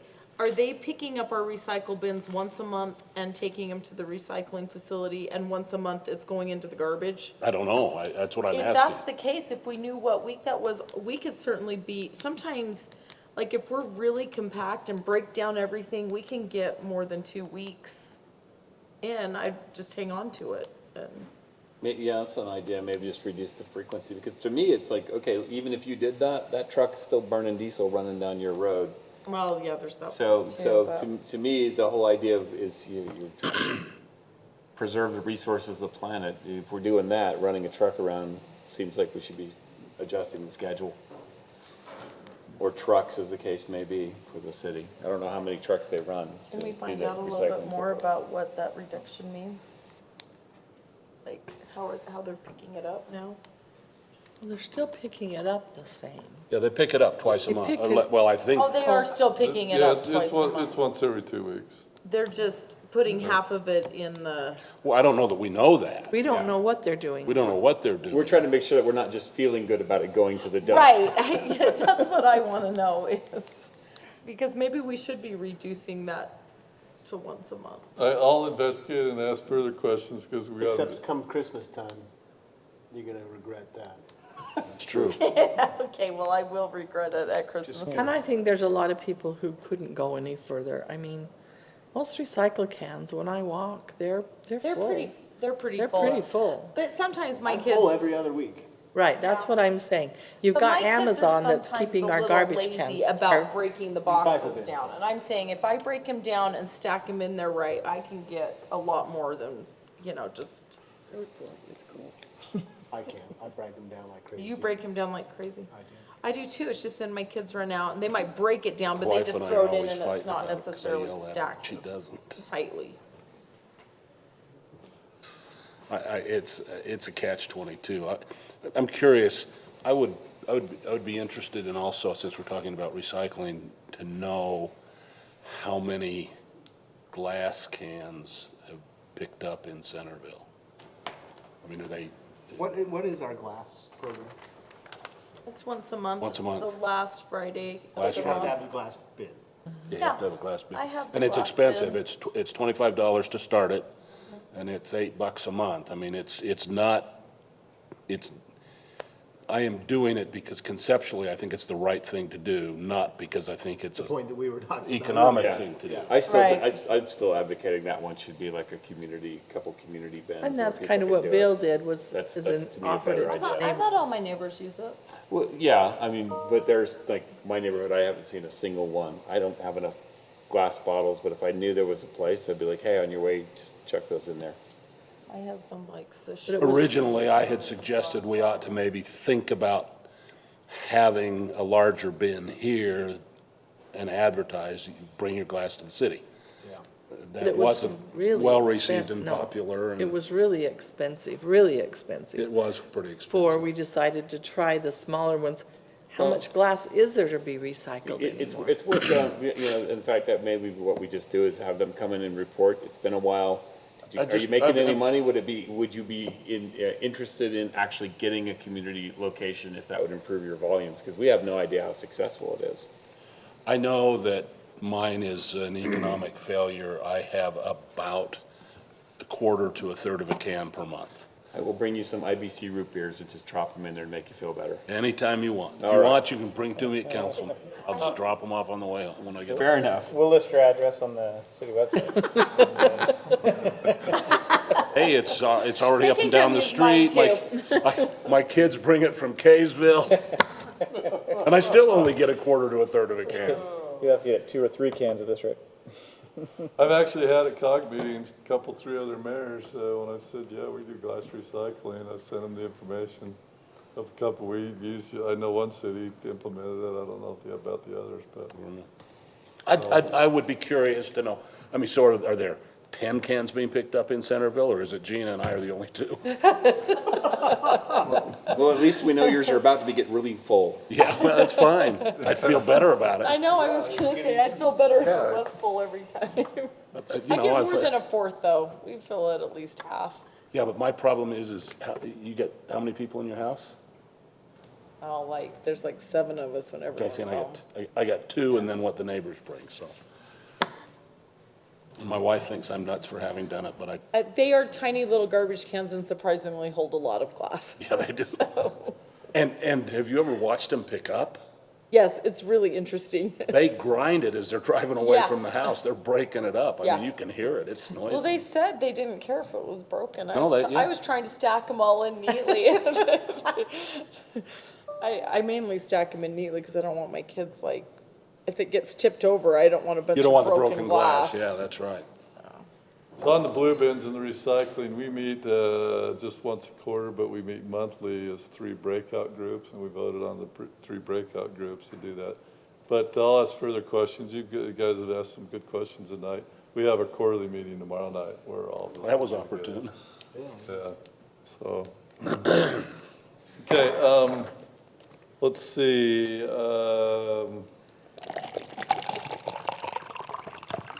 Tomorrow morning is the 9/11 meeting. I think you've all been invited to that. I'm glad a couple of you at least are going.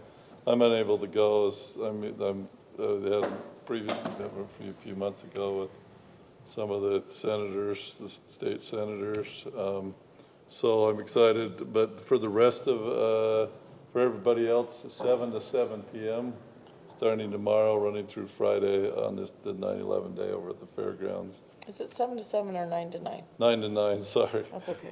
Tomorrow's the 7th, right? So that's why the 7th was on my mind, yeah. Well, I think it's at 8 o'clock for the tomorrow morning. Yeah, for you, it's 8 o'clock, yeah. Let's see, we briefly touched on, but the ULI meeting that 3 of us went to, the thoughts on that, Bill or Gina? We kind of came away from it. That Kim Gardner study was introduced to us. We kind of came away from it that they're going to do kind of breakout committees on certain topics as well too from it. They discussed House Bill 462 and ADUs and water. Weber Basin's manager was there, but it was pretty general. So I don't think anybody has a clue. yeah. I was glad they brought up the water issue and, supply, and at what point do you have to start asking? So I have reached out to the Division of Water Resources, and just today they called me back and said, this is who you need to talk to, but they are looking, I said, these are some of the concerns that came up during that meeting, so I'll get some information back as soon as I can find out what they're planning and thinking. I had commented that I kept hearing these things about we have enough water, we don't really need to conserve for the people that we have, but we're saving because of the people that are coming. And I have seen that at least 3 times last week in some snippets or cutouts from the governor, where they're acknowledging that and making it very clear, so. Which I have some issues with, but I don't know, it's a catch-22. Yep. And then Saturday is a day of service. There's a couple projects being done for the city here with the strips. There's the underneath on the bike path, the repainting the walls. They're going to be doing a blood drive as well too at the junior high. So hopefully you can get your friends and neighbors and go out and do some service. It's really frustrating, the number of events that have come up. Spencer and I both have funerals Saturday morning. Yeah. I think if you really want to serve, you can help at that 9/11 Davis Remembers. Friday night, there will be a blood drive in Farmington, if you want to do that instead of Saturday. But I think the blood drive Unfortunately, for the junior blood high drive goes till 3 p.m., so. Our state blood drive was last week, so Oh, I'm you're out done. for 60 You're all days. good. And then I think that's it, unless you have any specific questions for me.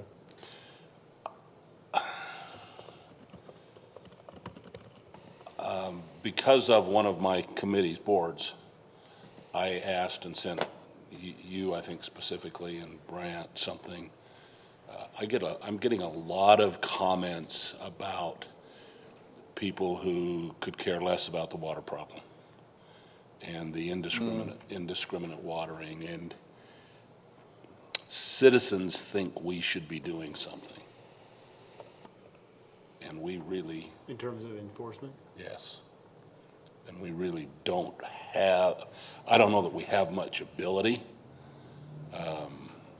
Big violators, and I've had some conversations with Mike about it, are commercial on the west side. And he and his people have talked to them, and they don't do anything. I'm not sure what I'm advocating, but it is a real issue. Are they using culinary water, I'm assuming? We could readjust the overage charges and hit them really hard. Like, there's a way to look at that and say, this is how much water is needed, and from 0 to 8,000 gallons, you get your base rate, then they charge X amount per 1,000 gallons, and if you're using a ridiculous amount outside, you should be paying, double or quadruple. They can We could do invest different. it Mike, that do we way, and it have- will manage itself. We could do different for commercial than residential also. Mike, do Yes, we you have can, for sure. one or two entities that are multi-time offenders that we're not just saying, hey, we're gonna shut off your water? I mean, that's the other answer. We do, I mean. I know you've told us on multiple occasions, you don't like to go that far. You like to give friendly reminders, which I think we all support. We We've been appreciate into Yeah, I several, agree. your soft touch, but when you get taken advantage of from a city perspective and they continue to disregard, that's belligerent at that point. well, one, we got the waters every day, but it is during the times, but we go in, we talk to them. I have to be honest, I had a conversation with a lady down at Legacy Crossing Apartments, and she kept calling me, they're watering. I go, you want me to be honest with you? If you went in there, it'd mean much more than if I keep going in. And she went in, come back, told me, well, I went in, let's see what happens. And it's great because, you know what, when they went in, it was a different story. It was a citizen, but But if they're multi-time offenders and you as the public works director says, we're shutting your water off. we can, I don't know, we've really got to look at the legalities of that. Okay. Because I'm not sure, other than a time of drought, which you could say that, but it's got to be deemed that before I believe we can go in and tell people we're shutting their water off because of it.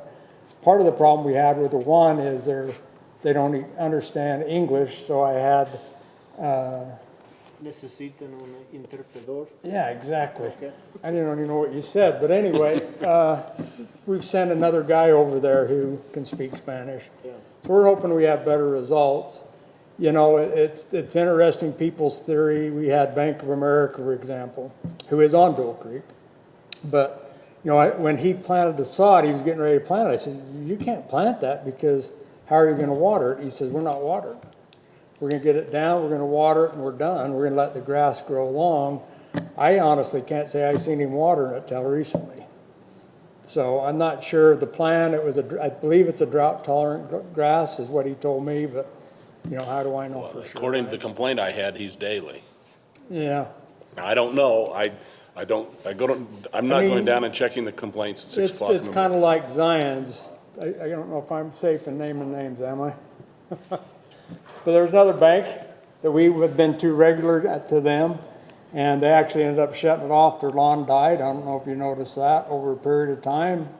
And then they decided they got the leak fixed, and then they started watering again, and now it's green. So their eyes are probably saying, I'm just bringing my lawn back from when it was off. So it's a tough one. I mean, we do our best to get out there. What really helps is if you hear of something, we take it to the right person, which is Steve Hunt. Steve Hunt has the time, the staff to administer that. It comes to me, and I have a chance to go back and forth and try to find out all the stuff. But Steve Hunt is the one who's the water supervisor who takes after it. I do like to know about it, but it's really him that goes out and starts pushing the issue. So, you do have the right as a body to, assess people that are using too much water. It's kind of interesting how a lot of commercial businesses, because they just pay a guy and, well, he just takes care of it. We don't ever have to worry about it. And then so we have to break that mentality that, yeah, you are still responsible for it. And so the one bank we were working with, we had finally get over that point with them, so. Anyway, it's always a fun game. It's not one that we enjoy doing, but, you know, we're mega swamped right now, but we still find time to get out and do what we can. We do have our water wrangler, who has spent quite a little bit of time educating people, and we feel like that's been a benefit to the city. So, anyway, does that help at all? Not really. Guess if the desire's there, we can discuss it in a work If we session or increase something. the inclining block rate structure, do you think that would help? You know, it's business. When you talk homeowner versus business, homeowners, yes, businesses, no. I don't think that it. To Mike's point, they have a subcontractor that they've hired to do their Yeah. landscape maintenance, and they don't know what's going on because they just assume their landscape. Their accountant might Contractor. notice if suddenly their water rate doubled. Yeah, I was gonna say. Correct. the No, I'm company would not notice. disputing that, but you lose a month's worth of time or 2 months worth of time. I'm with the mayor, though. I think it's a great work session topic Yeah. to come to. Yeah, that's true. I mean, I don't think it's over with. I would encourage you to go back to Channel 2 had, I think it was Monday, had a deal on drought. It was on 4 o'clock. It was about 30 minutes long. It was very informational. I wish they would have done more studying of our area. It seemed more like it was down southern Utah, Lake Mead, Lake Powell, different things. There was one guy that believes Lake Powell will never go back to where above what it is right now. So it's, it was kind of an interesting take. We're in a real different world right now than we've ever seen. To me, my biggest worry is I keep watching the wells and going, okay, so when is it the time I got to come to city council and say I need money to start lowering some wells? And, it could come to that. And we're trying to make sure we're jockeying and making sure that we're keeping our water in our pipes and in our reservoirs the best that we can. We're trying to see right now where we're at with Weaver Basin. Can we pull off October, November, and all of December, or part of December on Weaver Basin's water to give our aquifers a chance to recharge? That's our goal. We're still doing some stats on that right now, but right now there's just so much going on. There's just not enough time in the day to get everything done that I need to get done. So, but more than happy to come to work session and talk about it. I'm not quite sure what the remedy is, but. Yeah, I don't, and maybe the answer that I just need to do is say, we have sent people out, we've done everything we can. The only thing we can do is to publicly ostracize and embarrass people, so why don't you go talk to them? Well, it's like Legacy Crossings, and I hate to keep bringing them up, but we dealt with them for a long period of time, and part of their problem is when they designed that whole megaplex theater area, their landscape engineer assured us that a 2-inch meter would be adequate. And the problem that departments had, justifying why I'm bringing them up, but they didn't have enough time to water the lawn to give it adequate water. And so that's kind of where their problem is. They came in, we actually put an 1.5 meter in. Now they've been doing fine. I'm not aware of any complaints with them this last year so far. So, I mean, it's education. It's getting in there, talking to them. With the pallet place, it's just going to take some time to get in there and help them to understand that they don't have to have as green as lawn as they got. But, it's hard for me to see everybody that does it. So anyhow, any heads up helps out. So we good? Yeah, thanks, Mike. Okay. All right, that's it for me. City manager report? Yes, thanks, Mr. Mayor. Just have a few items. One, I just want to touch briefly on the 400 East Chase Lane discussion we had at the open session. The study is complete. I think we received it, I think it was this morning. So we'll be having those internal conversations to discuss because there's a whole slew of options and of course some recommendations, but we'll be discussing that internally and what was presented to us. And then with that, what we planned on doing prior to us having a September 20th City Council agenda item, we actually wanted to meet with the property owners to say, here's kind of what we're thinking and get their input before we bring it to you, just to get some thoughts from them. Thank you. And that's what we shared with them. We've already shared with them, that's our plan. So September 20th, we'll be coming to you with a recommendation with their input. So that's where we are with that. There are some good recommendations. It can be pretty inexpensive or can be very costly and everything in between, so. Are you meeting with them on the 20th, or are you going to give yourself No, some we're meeting with them time before the Okay. 20th. We'll have recommendations based on that conversation, so within the next week or so, we'll try and meet with them on site. So you may have options A, B, C, D kind of a thing? So yes, internal conversations scheduled for September 20th. Social media policy, Lisa's working hard at, Bryce has made some great suggestions, Lisa's giving some input. We are working hard to get that social media. Really, it's social media, newsletter, everything media-related policy we bring before you. Because we discussed a year ago, the thought of becoming a policy before you with what our staff recommendations are, and then you as policymakers can decide where you want to go with that, right?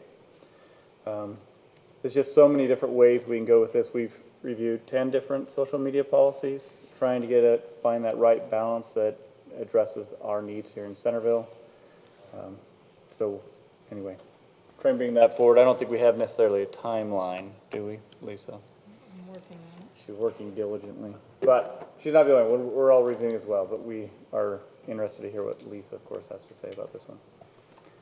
Young Power Sports is moving along quite well. If you've seen the building, it's going to be pretty awesome. Don't have anything else to add to that. Water rebate. One thing on that, I talked to Spence Young today, he said the manufacturers are thrilled. They're really excited. This is going to be pretty awesome. Yeah.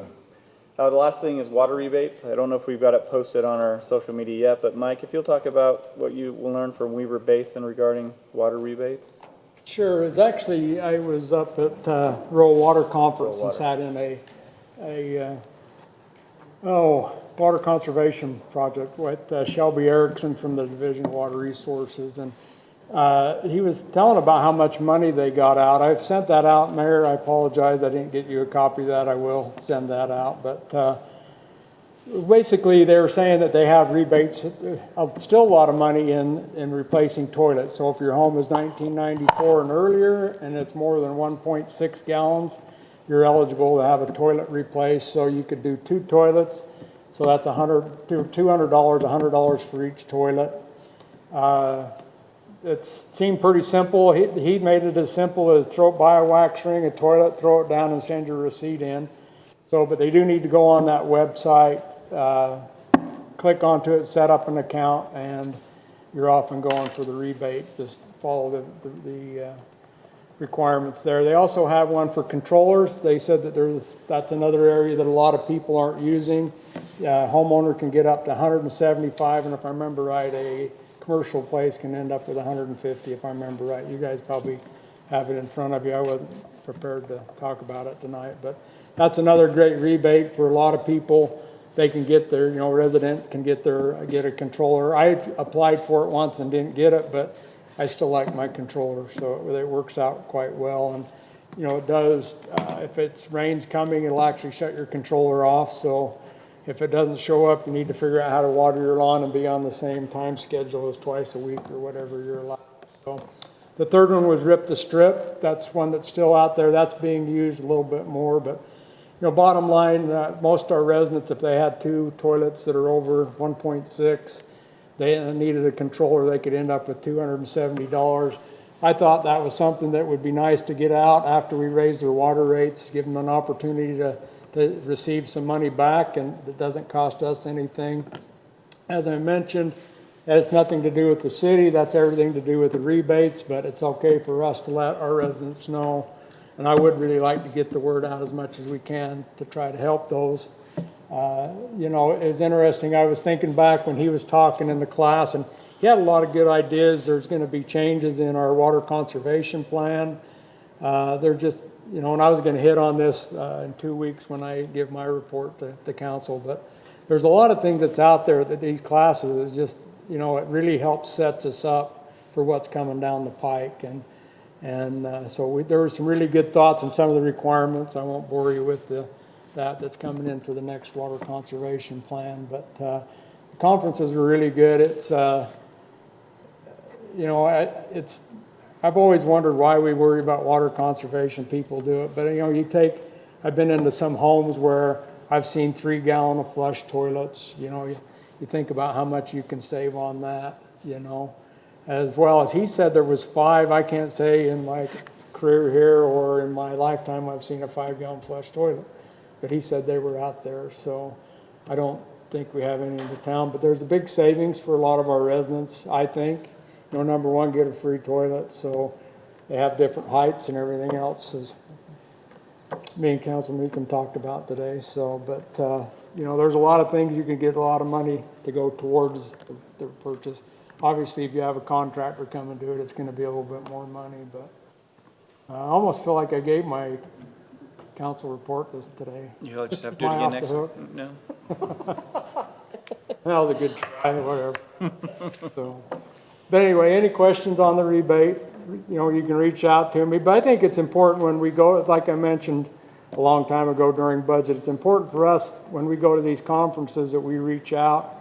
When we find out information, we push it all the way out. This case, it gets to go all the way out to the residents.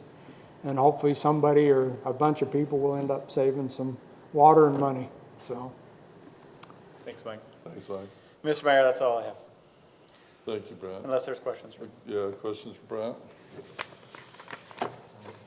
I would motion that we go into a closed session to discuss the purchase, exchange, or lease of real property, and to discuss the character competence, professional competence of an individual with no intent to return to public session. Second, with a friendly amendment, can we take another 3-minute break? Well, we'll be in closed session, they'll never know. We have a motion and a second. We all have, all in favor, aye? Aye. Okay, thank you. Council's closed.